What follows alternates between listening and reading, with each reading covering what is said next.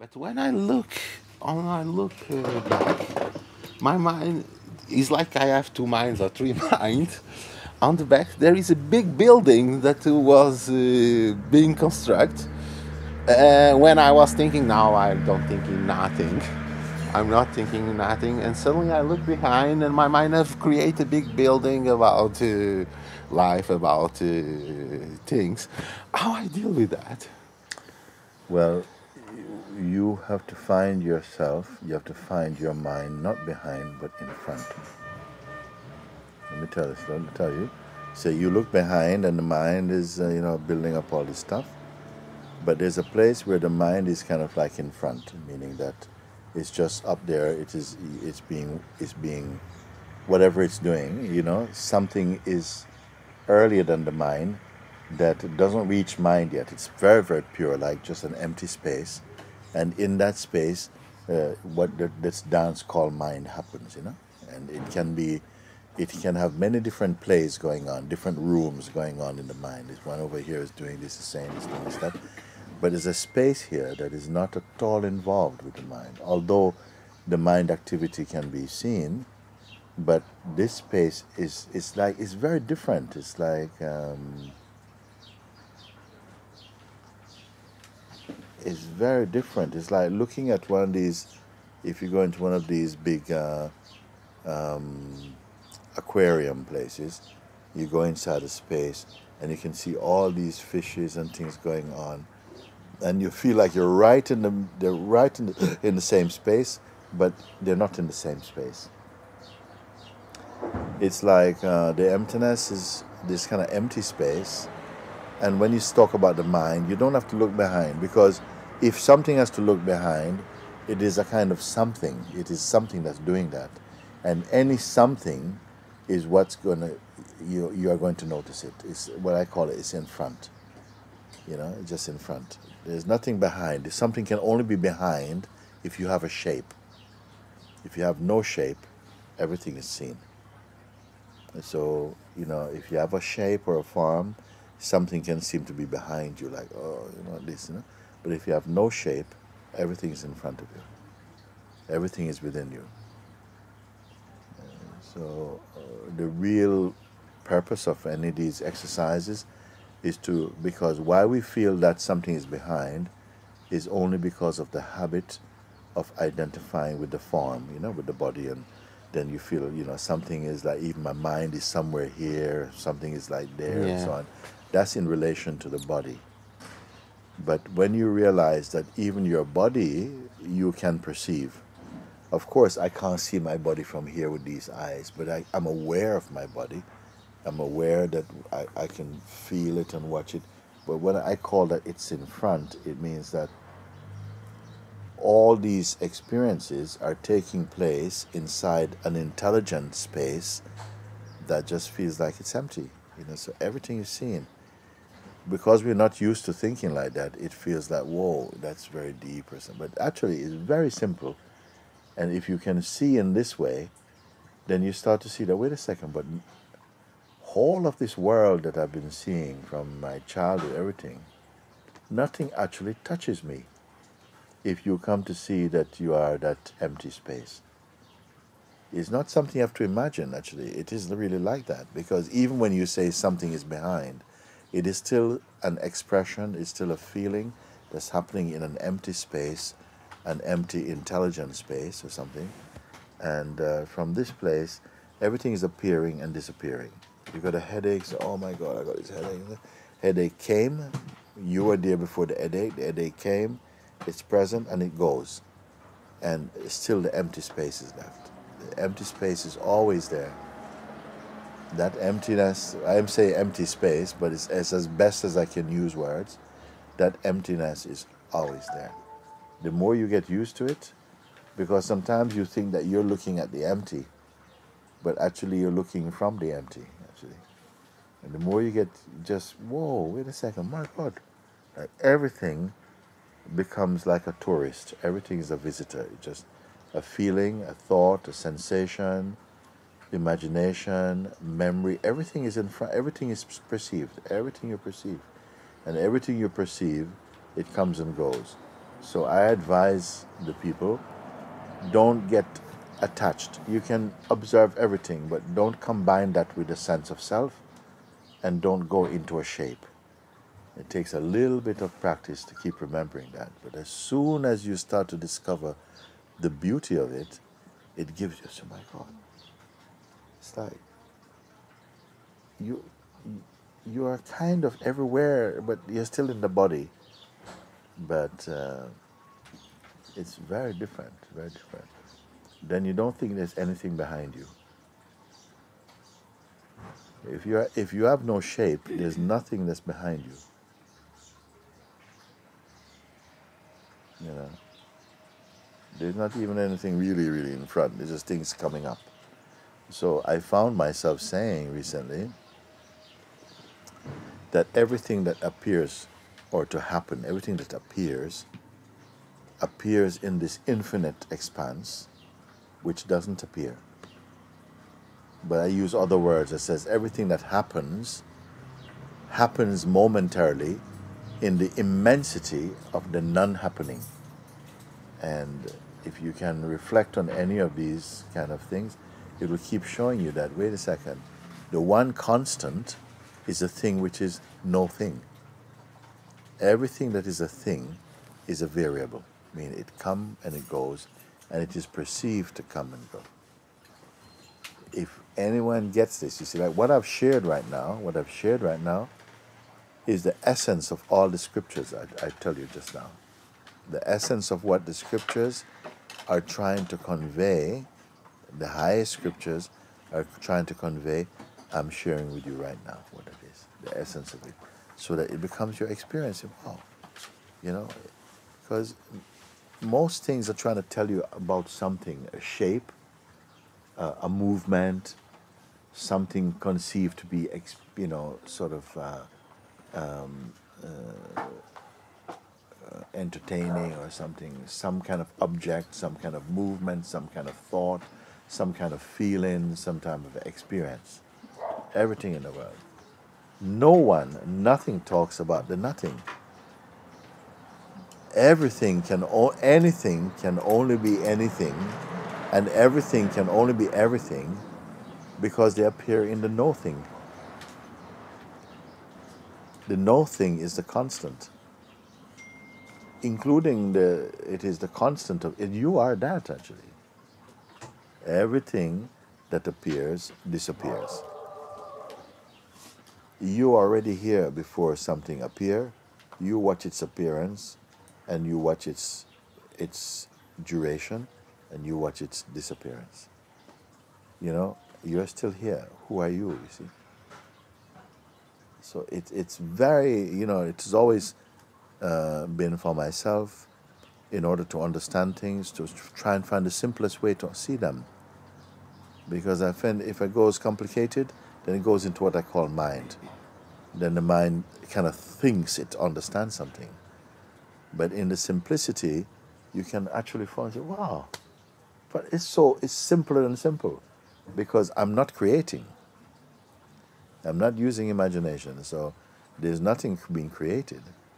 Just noticing and being clear as to what I'm noticing. And who is noticing also? When I say I am noticing, I'm speaking as the emptiness itself. In the emptiness of myself, I'm noticing all these things appearing. Even the idea of myself, I notice in my emptiness. Even the idea inside myself, about myself, is appearing in the emptiness. It appears and it disappears. I'm still here. So even without an idea about myself, I'm still here. This emptiness is not anybody's emptiness. Nobody can own it. It is this emptiness that is unchanging. In fact, it's not even emptiness. It's a good word. Emptiness is a good word. It's a very powerful word. Why? Because it's not a thing. No thing can be absolute. Everything is relative. It appears and disappears to the perceiver. who is this perceiver? Does the perceiver have a shape? Why we can't perceive the perceiver is because the ultimate perceiver has no shape. It is not any form. And the mind is not programmed to acknowledge something without form. You see? The mind is always is like the instrument for measuring change and to interpret, to translate, to imagine, to change, to project, to desire. It can function like that, but it needs something with quality to kind of measure and to play with. But it cannot do that with emptiness. In the emptiness, the mind vanishes, you see. Because he has no work to do. What can mind do with emptiness? So if you discover you are the emptiness itself, your mind cannot trouble you, you know. The mind can only trouble the idea you have of yourself.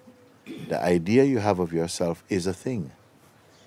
And if you believe in the idea you have of yourself, you become the idea you have of yourself, and then the mind can come and it can play with you. You're stupid, you didn't get it wrong, you're not good enough, and you missed out, you were born in the wrong place, and so then, and this is the idea of yourself, because you're emptiness. And emptiness take a shape, and that shape became a person. And the person is the one that becomes the victim of the mind. And the mind is telling you, but you didn't show up on time. No, you're not good enough. And yes, you got it wrong. And oh no, please help me. And so the idea you have of yourself is living the life based on ideas it has about itself. Watch from awareness, but not being aware that all this is appearing in awareness, and it has no fundamental reality. It has no fundamental reality. It's all just it's like trying to capture some incense smoke and try to show someone what it looks like. It's just momentary. This is what I've been trying to share for so long, but very few people get it, because we have an earlier concept that you're starting from the place of being an objective entity. And the objective entity is too dense, it is too complex to understand, to see something so simple. You see? This is why Papaji told me, if I will know the truth, I had to vanish. What he really meant is you have to be empty of you. But my mind is thinking abracadabra, but you had to be out of your way. You're standing in your own way. What it means, you've taken a shape. And by taking a shape, the goal is the shapeless. Only the shapeless sees everything. You see? And knows it is nothing. You see? Because what is the dilemma of life? What is the big challenge of life? To experience and to survive, actually. Yep. But no shape can survive. The shape means time. Object means time. And time means change. But when you're nothing, time means nothing, and shape means nothing. The shape only is our dynamic, it's our dream, actually. We think that you dream that you're nothing, but actually you dream you're something. You're actually nothing, dreaming you're something. But to the mind, that sounds, oh, horrible, I want to be something. It is like that. Yeah, what I'm sharing with you, this is totally fresh, actually. It's like God is sharing something with his own manifestation or something like that, including we are all of that. We are the thing, and we are manifesting ourselves in form. And the form is fine. I think, don't curse the form. The form allows the movie to be played. The one who best enjoys the movie is the one who's formless, because it doesn't interfere with it. You just enjoy. But the minute you interfere, you take a shape. You start to say, yeah, but I like this, I didn't like that. You take a shape as the one who likes and dislikes. That is the secret, you see. But before you can really take the full measure of this secret, you have to deconstruct your identity. You have to see it, that, you have to see it, that it's fine, it's a shape that's created by the God dream and the God dream, our sense of who we are, but it is not a fact, it is really a fiction. And if we are deeply attached, we being who? Being the emptiness self, actually. If you become attached to your own self-projection, the identity of the body, then we'll have a great fear of losing the body. But you're always losing this body. This is not the body you was born with. It is constantly and there's no cell in this body that was here originally from your mother. It's all been renewed and renewed and renewed. Your thinking about yourself is renewed and changed all the time. You're not what was given birth to. Even in your form, it's just memory and sentiment, and there's obviously some genetic information that continues. But like your parents are the parents of your form, and somehow sometimes conditioning.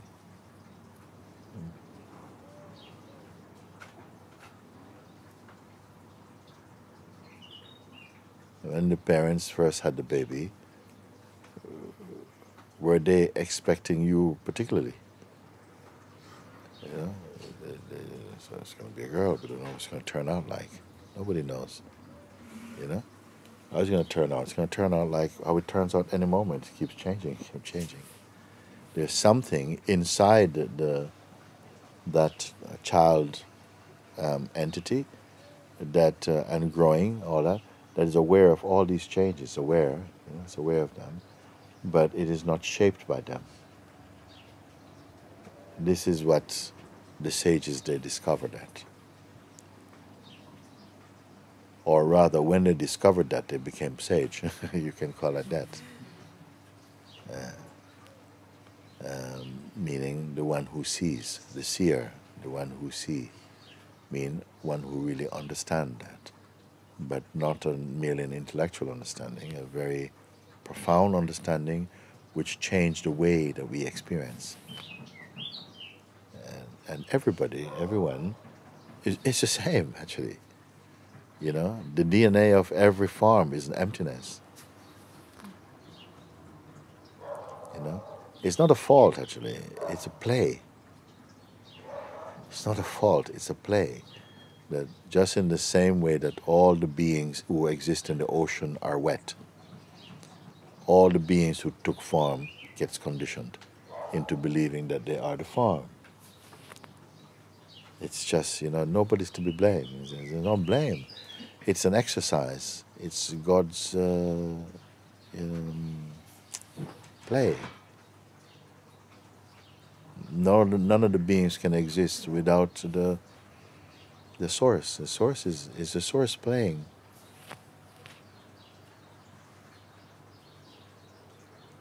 I see. Sometimes it may seem like, oh, but wow, this is really far out. I mean, how can I get to that place, where I am in the emptiness? And because you believe your thought that you are already apart from the emptiness, trying to get to emptiness. Whereas I see that, but that is the emptiness in which there's a thought, a dreamed self, saying, how can I return to the emptiness, being perceived in the emptiness, actually. But when that thought, that imagined being, believes in itself like, wow, it's like, I'd really like to get where Mooji is, and this is like, wow, that must be, I've got a lot to learn. I said, no, you don't have to learn anything at all, actually. But just this twist of consciousness or something, and you can more than accept this. It's not something just to accept. You'll see, and you'll be so happy. He said, but wait a second, nothing touched me. Only when I go into the shape, meaning that I take the idea of a self, then all these things I can write a biography about all my existence, and in this period of time this happened to me and it was so difficult, but I came through it, and thank God I got married and I met this person. I said, but for a sage, I said, it's okay, it's good, it's good. But none of that will go in deeply for them, because the world is made up of a matrix of so many different stories that don't really exist. They exist only inside your mind. And we are sharing some common matrix, where we are living in a conditioned matrix. So we have a culture that is based upon the I. The language of all the cultures is I am the body, I am this person. And that is the psychological, mental, emotional, physical, spiritual, you may say, currency that makes us transact by sharing our stories and interacting in the story. When you hear that it is all a dream, that's what I've been trying to explain. That it's just like we had moments like this yesterday when we are, you can touch your hand and feel, oh, feels nice, warm hands and stuff like that. But it's gone. You may carry some seeds, some few memories, some pockets, some little things of the memory of yesterday, but it's gone. It's a huge metaphor and a huge truth in this. And all these things to do with the report of the senses and the mind and projection, none of them can stay. They're like clouds passing. Suppose you fall in love with a cloud and say, oh, please stay, stay. The others are going, but please stay.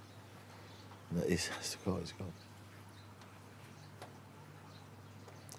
Even the idea we have of our life is a cloud passing in human time, passing.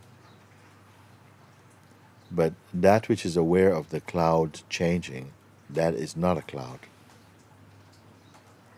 It's only from the emptiness. And what is the size of emptiness? What is the birth of emptiness? What is the destiny of emptiness?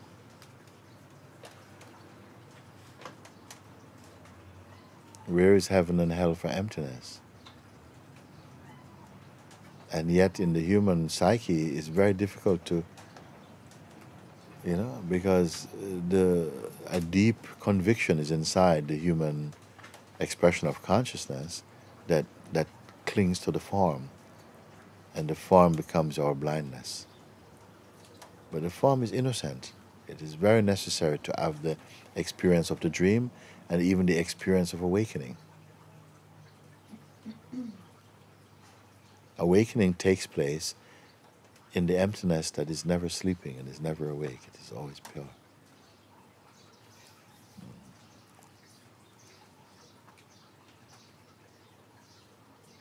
And one also can hear this, and it's like they don't have to do anything with it. It's like a mirror that's just showing you yourself.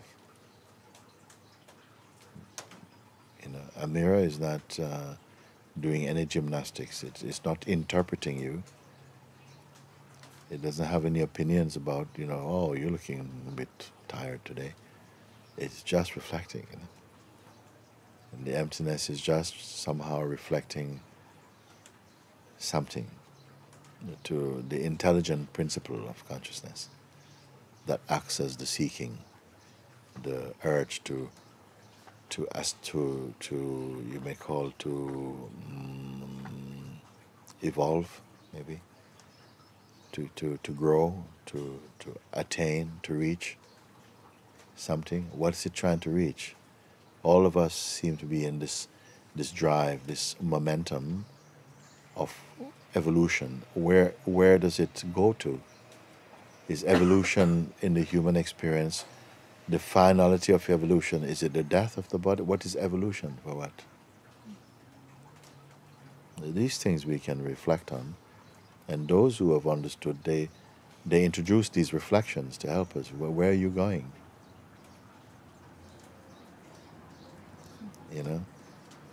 Today you're living in answered prayers about yesterday. So now what? Now you have prayers for tomorrow, and the tomorrow after tomorrow. But what is it you're longing for? Actually, we are longing for rest, but we don't know it. We're longing to stop longing. You know? Yeah. And the only where you can stop longing is to be back in your original place. It's not a place, it's not a place, so there's no distance involved. It's not even a state, because states also come and go. If you want, you can say it is a stateless state. And when I use the word emptiness, I've told you two significant simple pointers to use.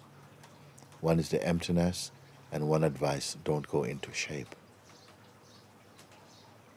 Because the two natural conviction you have, one is that you know that you exist, and the second is that you know you're perceiving. You see? But who you are, who's perceiving, we don't know. I've just told you the best way to understand me is you be nothing. Which is not something you can achieve, because you can only recognize that's already there. So it's not something you have to do. And that perceiving is not something you're doing. It's also happening because of the intelligence of the beingness, which is using the senses. It's just happening. It is the activity of the vital force and the dynamic consciousness. It's constantly producing. But there's something that is not producing. But everything produced comes from it also. I don't know if you can follow me. Something about what you're saying is catching me is, this moment of discovery, where one can go from unrest to rest. From unrest to rest. The mind wants to say how to get to that moment, but something else is seeing that that moment is every moment. Yeah. Is that? It is true. It's true. It is true.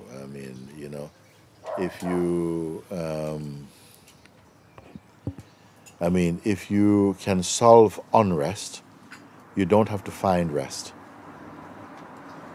Rest is already there. If you remove misunderstanding, you don't have to find understanding. Understanding is already there. So,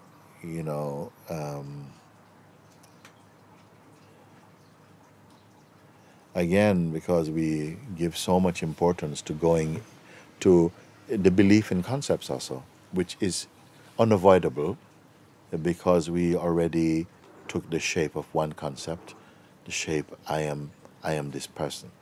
I am this, but nobody knows what this is. We take it to be the body and our conditioning.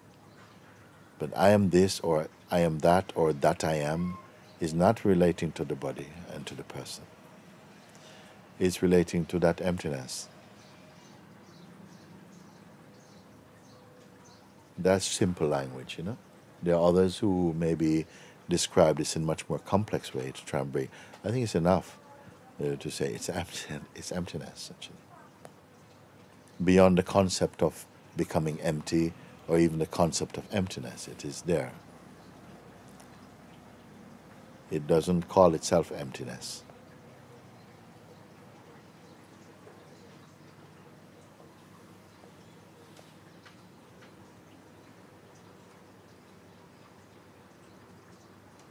You come to that place,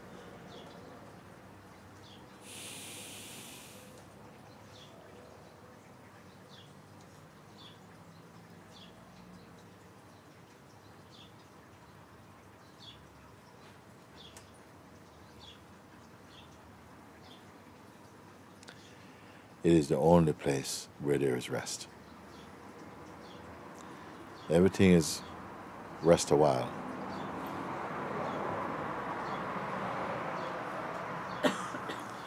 This is so rest that even the word rest drops off, meaning it's a natural state. You will only enjoy that in nothingness. Emptiness, nothingness, empty. When our culture does not appreciate what is called emptiness, it's like they say it's like negating, it's dry, it's nothing. And because we take ourselves to be something, we're attracted to somethingness. So sometimes somethingness is the only way in which you can suffer. You have to suffer until you're at least open or curious or available to become nothing. Not everybody can go to nothing, because there's something in the psyche that equates nothing with non-existence. And so there's a doubt, a lingering doubt inside the psyche of human being that emptiness is a kind of death. But it's only death to the unreal. There's always some little doubt that, but if I totally let go, then maybe it'll be boring. Nothing to do. If I reach the goal, then is there a goal after the goal? Then if I reach the goal, what's going to happen? I'm just going to just sit around. I mean, there's nothing to do. Because here people say there's nothing to do, there's no place to go, there's not. Oh, that sounds horrible to the aspiring soul. You know? So only the one who has gone to nothing, and everyone is really being trained towards emptiness, to take little sips at a time, so that you can become reacquainted with what you are. You see, we have to take little sips at a time to get reacquired, because then you say, but this feels really good actually to be empty. Then you appreciate it. Then the mind goes, yes, but what's going to happen is, So it takes time to stabilize in the timeless, because of the habit of, giving such value to the concept of time and need and change and the attraction to the senses, sense pleasure, and the use of imagination. All of these things is the pastime of the being in its expression as humanity.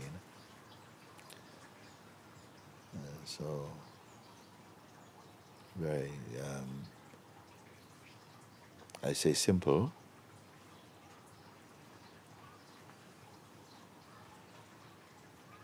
and very quiet. Simple and silent. It's not excitement, it's not entertaining, it's total bliss. The bliss of being. It needs no story, it needs no challenges even. Only in the dynamic expression, when we took the darshan of an identity, then we are in the realm of the interrelated. And that's a very diverse field. When I gave the example or metaphor of this colorless light, or you may call it white light, I call it colorless light, that when it hits a prism, then it becomes visible light. It becomes the light of many colors, rainbow. The colorless one, the emptiness, you see, hits the prism, you see, of the dynamic consciousness, and suddenly all this comes into play. And everyone's experience is in a day all of this. You have to have a time when you go into total emptiness. But nobody includes that as part of the day.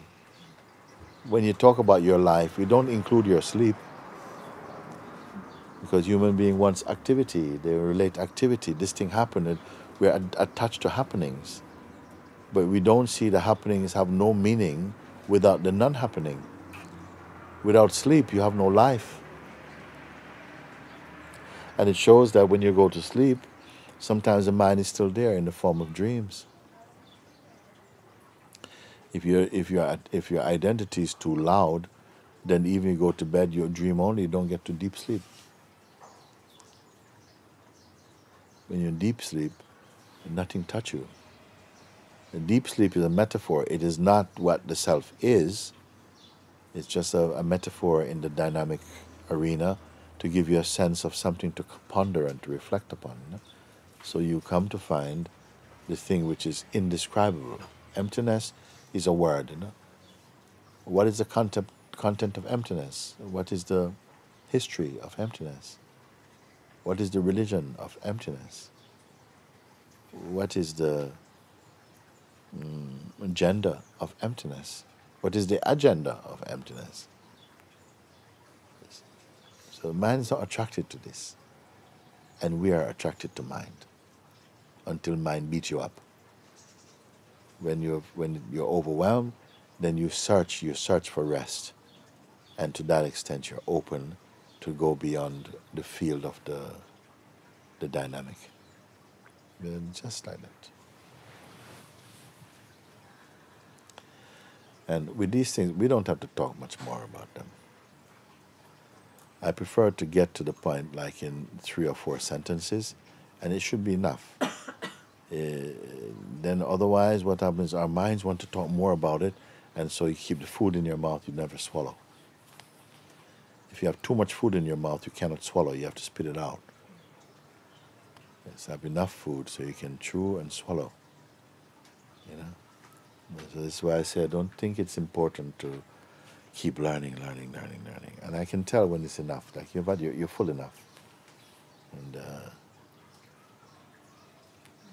you have to be full of emptiness.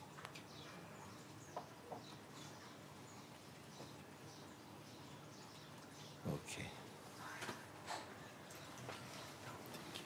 Yeah. Thank you.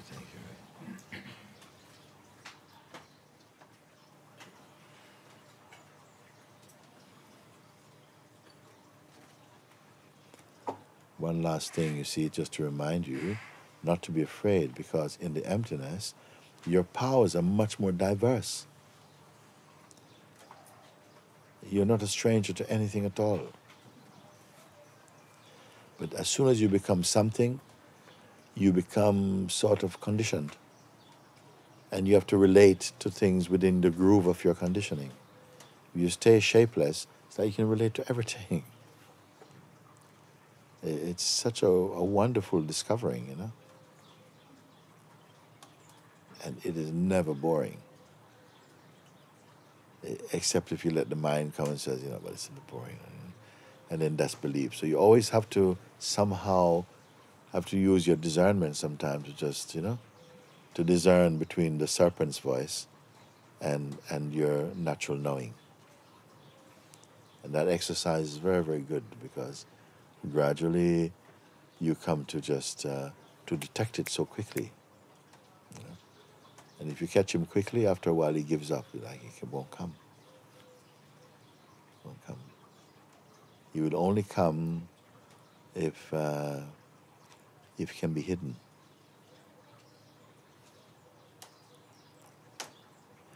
There's a saying that one of the Satan's greatest tricks is to convince the world he doesn't exist.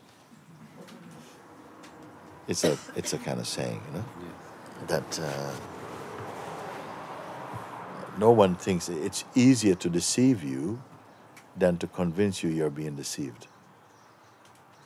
So everybody thinks that they're smarter than they actually are. You see? But this is why I've been recently talking about Saint Kabir's song, when he say, Maya, Maya, you are the great deceiver, because everyone is caught in your net and nobody recognizes you, but I know you. Everyone is imagining, but I'm free to do what I want, I'm just this, who we think you are. Maya, the belief that you are this is our joy and our suffering. When Kabir say, but nobody recognize you. They think your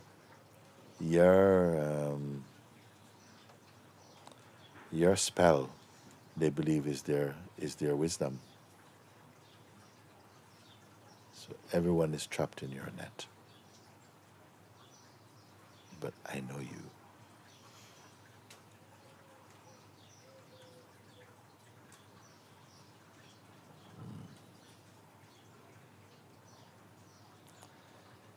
Good, good, good. Is this what we came here for today? Yes. Oh, okay.